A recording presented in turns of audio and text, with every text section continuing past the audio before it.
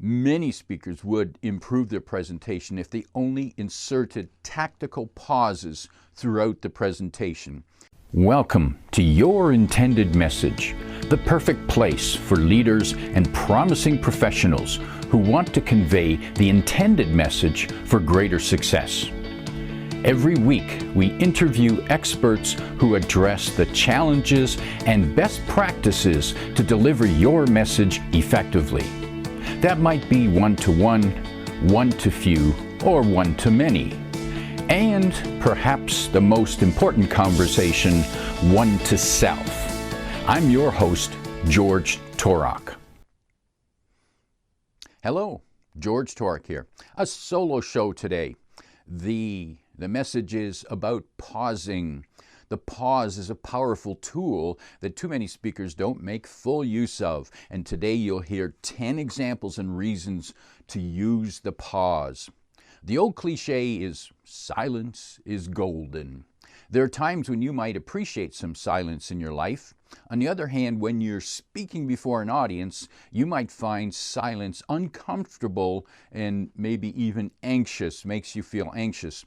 When you're speaking to the audience, you might even consider silence the enemy or the sign of a bad presentation. Imagine that you get lost in your thoughts and stop speaking. You go silent in anguish while trying to recover and start speaking again. You might even feel that any noise is preferable to silence. That's when the ums and ahs escape your lips. Don't panic. Consider the positive benefits of pauses in your presentation. Even an unplanned pause can be perceived positively by the audience. Many speakers would improve their presentation if they only inserted tactical pauses throughout the presentation. The ability to pause might be one of the most powerful and important techniques that speakers need to learn. It might sound simple, but like many simple lessons, it's not easy. It can be extremely difficult. The reality is that silence could be your most powerful communication tool. Maybe you're not convinced. That's understandable. Well, consider these 10 examples and reasons to pause during your presentation. 1. To demonstrate confidence. It requires a tremendous level of confidence to purposely pause during your presentation. When you're at the front of the room, the audience expects you to speak. You might feel an obligation to speak continuously. Yet, when you can break free of that imagined need to speak by inserting a pause, they will admire your composure and confidence. Remember, when you pause, be sure to look calm and smile. Pausing and looking anxious tells them there's something wrong. Pausing and smile means everything's okay. 2, grab attention. A pause is an effective way to grab attention. There are 2 ways you might use this technique. After you are introduced, walk on stage, say nothing. Simply reach the point where you will speak and stand there for 3 to 5 seconds and wait for the full attention of your audience. It's a powerful opening technique. And depending on the audience, the size, and the makeup, you might need to pause longer than 5 seconds, which you will find extremely uncomfortable to do. Yet it is worthwhile mastering this technique, pausing at the beginning of the presentation. At another point in your presentation, you might be delivering a story or about to provide important information. That's, again, when you pause to grab attention. It's the contrast that sets off the information. 3, build anticipation. Anticipation magnifies the value and memorability of your message. Notice the anticipation at the Oscars when they say, "May I have the envelope, please?" That phrase is also followed by the pause, because it's the pause that allows the anticipation to build. Imagine that phrase without the pause. It would be boring. 4, add drama. Drama attracts attention, engages the audience, and enhances memorability. The 2 key elements are emphasis and contrast. Emphasis draws attention to the subject. Contrast reveals drastic differences. Curiously, the pause contributes to both emphasis and contrast. Notice the drama that the pauses add in Hamlet's soliloquy, to be or not to be. It adds drama. 5. Allow time to think. There's no point in offering your audience powerful insights unless they have time to internalize it. When you state a significant point or present a challenging question, allow them time to think about it. Pause so the audience can ponder your wisdom.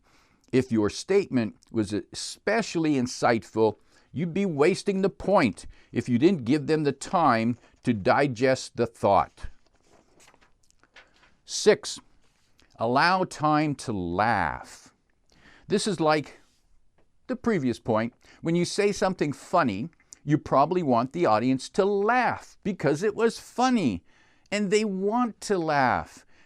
However, they need time to process your words, recognize the humor, and then respond with laughter. They need time for that. Every successful comedian knows about the importance of waiting for the laugh. It takes time, takes longer than you expect. The comedian, maybe you remember the comedian George Burns, he had a habit of holding a cigar in his mouth, an unlit cigar, and he admits that he would deliver his line, his funny line, and then he'd shove the cigar in his mouth to force himself to shut up and wait for the laugh. If you don't give him enough time, you killed the laugh and wasted your humor. 7. The pause gains time for you to think before you respond.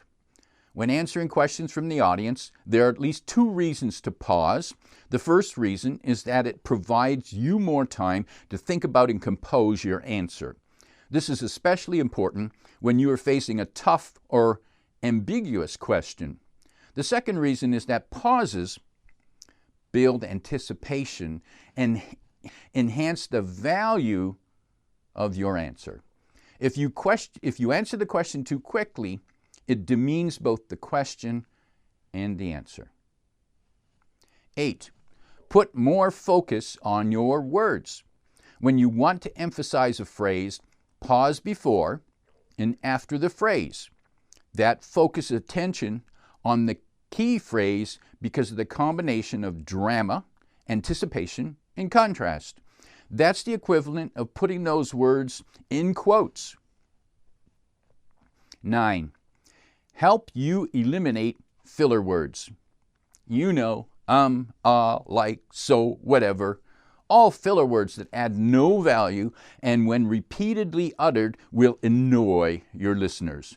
When people are annoyed, they don't believe you and they soon stop listening.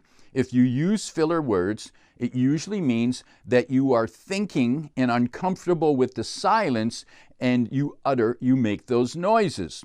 The secret to eliminating the filler words is to substitute a pause for the noise, and that takes practice. That might sound simple, it's not easy. Practice and get it right. The resulting pauses will convey the semblance that you are confident. And 10, to recapture attention. It's almost impossible to hold the attention of the audience throughout your presentation. You need to recapture their attention. Pausing is an effective way to do that. Simply look at the audience with a calm smile and say nothing for as long as it takes. This could be several seconds and will feel like eons to you, and then you recapture their attention and move on. So there's 10 reasons to use the pause. Oh wait, here's a bonus point. To invite interaction. When you want the audience to speak, you must allow them that silence to think and respond. They need time to think and to respond. When you want a response, ask the question and then stand there and wait in silence for the first answer. And you might have to wait longer than you expect. However, it's a powerful way to get them. Eventually, someone from the audience will speak. So there you have 10 plus 1 bonus point reasons to make more effective use of the pausing in your presentation. Pausing while you're standing before the audience can feel horrible to you, yet it could be one of the most powerful presentation techniques that you will master. If you're looking for weekly presentation tips, make sure you sign up at toroktips.com. And if it's time you're ready to transform the presentation skills of your team, then call me so we can put together and arrange the best presentation training for your team. If you like what you heard, tell your friends and post your 5-star review on Apple Podcasts because that helps more listeners find us. Come back every week for more practical insights to help you deliver your intended message. I'm your host, George Torok.